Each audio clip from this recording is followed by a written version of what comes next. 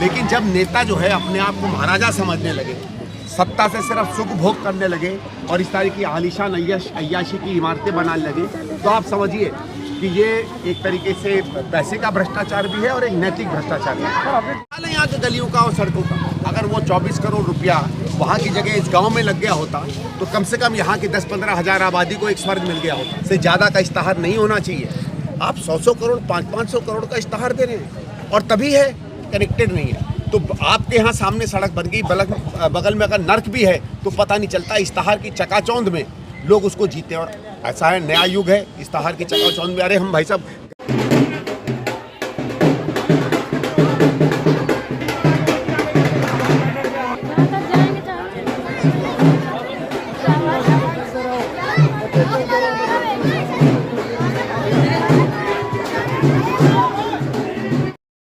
यहाँ के गलियों का और सड़कों का अगर वो 24 करोड़ रुपया वहाँ की जगह इस गांव में लग गया होता तो कम से कम यहाँ की 10-15 हज़ार आबादी को एक स्वर्ग मिल गया होता। लेकिन जब नेता जो है अपने आप को महाराजा समझने लगे, सत्ता से सिर्फ सुख भोग करने लगे और इस तरह की आलीशान अय्याशी की इमारतें बनाने लगे, तो आप समझिए कि ये एक तरीके से पैसे का भ्रष्टाचार भी है और एक नैतिक भ्रष्टाचार भी है। सर, आपने देखा जब भी आम आदमी पार्टी की तरफ से कोई भी स्कीम या कोई भी काम किया जाता था तो बड़े बड़े पोस्टर, बैनर, एडवर्टीजमेंट होता था। बीजेपी उनको कहती है कि एडवर्टीजमेंट बाबा हैं।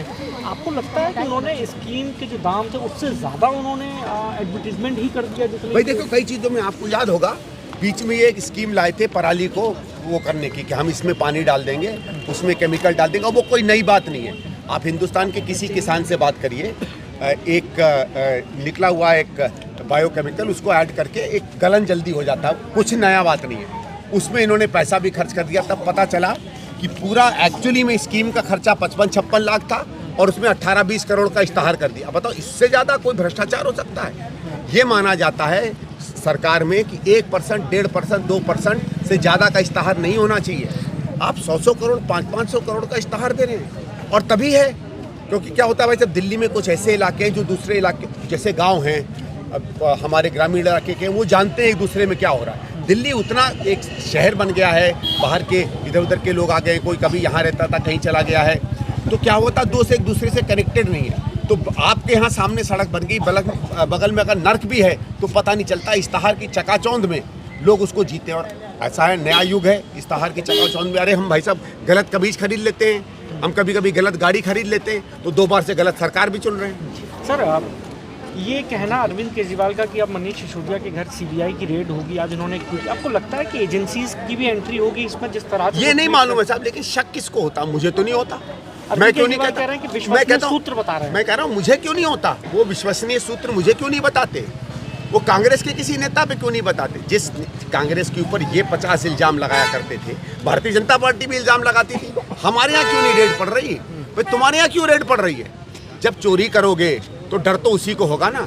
अगर आपके गली में पुलिस वाला घूम रहा हो तो किसी के घर में अगर प्रसाद पड़ा हो तो वो थोड़ी डरेगा। जिसके घर में अवैध शराब पड़ी हो वही तो चिल्लाएगा सबसे ज़्यादा पुलिस के खिलाफ। अब आप समझ लो, जो सबसे ज़्यादा चिल्ला रहा है सबसे बड़ा चोर वही है। एक आखिरी सवाल ले लेता हूँ, जो आतिशी पर, प्रियंका गांधी पर जो टिप्पणी की गई थी, आतिशी आज ये जब सवाल पूछा गया तो कहते कहते वो रो गए एक तरीके से। कहा कि वो 80 साल के मेरे पिताजी हैं, वो चल नहीं सकते हैं, सहारा लेते हैं। आपको लगता है कि नहीं, ये बहुत गलत बात है और हम तो इसकी हमेशा निंदा करते हैं। किसी भी व्यक्ति के ऊपर इस तरह की टिप्पणी करना बहुत ही गलत है, बहुत ही घटिया बात है। और हमने तो कल भी कहा था कि रमेश बिधूड़ी जी के खिलाफ एक्शन होना चाहिए।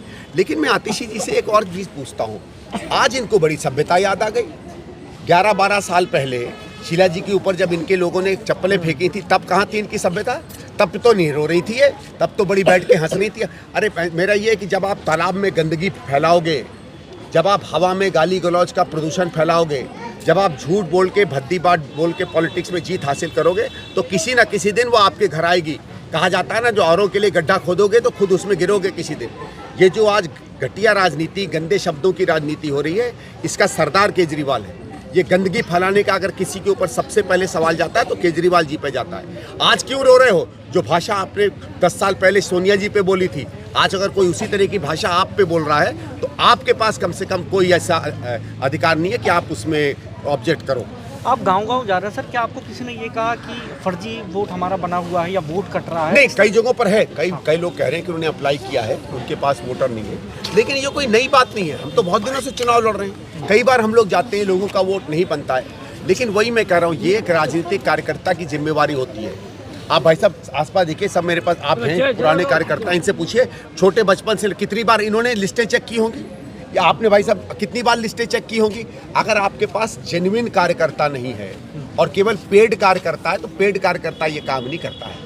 आम आदमी पार्टी को दिक्कत क्या हो गई, आज उनके पास कार्यकर्ता नहीं बचा है, बीजेपी के पास भी नहीं बचा है, क्योंकि आपका जेन्युइन कार्यकर्ता कौन होता है? कार्यकर्ता होता है जो लिस्ट देख के जान जाता है, यार ये नाम कहाँ से आया, 58 नंबर में तो फलाने रहा करते थे, ये नाम कहाँ से आ गया, वो होता है जेन्युइन कार्यकर्ता। कांग्रेस के कार्यकर्ता लिस्ट पढ़ते हैं। अब आप देखिए, आपने देखा होगा, हम दौरे पे आ रहे थे, हमारे साथ आप लोग सब खड़े हुए हैं, हर घर में जा रहे थे, फलाने वो हैं, फलाने वो हैं, फलाने वो हैं। इन्हें लिस्ट देख के पता चल जाता है कौन बाहर का है, कोई अंदर का है। अगर 700-800 रुपये लेके जैसे आम आदमी पार्टी के लोग घूम रहे हैं, उन्हें पता नहीं चलता है। थैंक यू भैया, चलो भैया।